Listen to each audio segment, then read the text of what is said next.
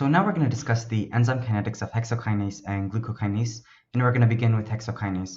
So we're going to plot a graph, and we're going to put the substrate concentration S against the velocity. Now the substrate concentration in this case is going to be the concentration of glucose in the blood, and the velocity refers to the maximum rate at which an enzyme can produce a product. So in this case, it's going to be the maximum rate at which hexokinase can turn glucose into glucose 6-phosphate. So we're going to notice that basically hexokinase is going to have a low Km and a low Vm.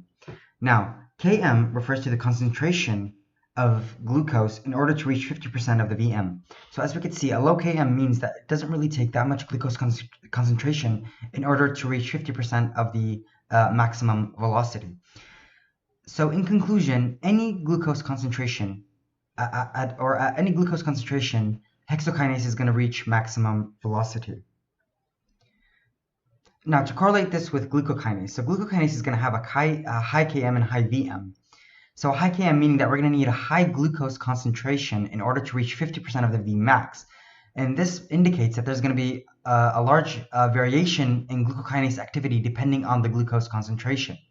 Now, the maximum velocity that glucokinase can reach is very high, meaning that the maximum rate at which glucokinase can convert glucose to glucose 6-phosphate is very high. The last thing that you have to notice about this graph is that it's a sigmoidal curve. And this means that glucokinase has a cooperative characteristic, meaning that when the first glucose molecule binds to glucokinase, it's going to be easier for the next glucose molecule to bind and produce product.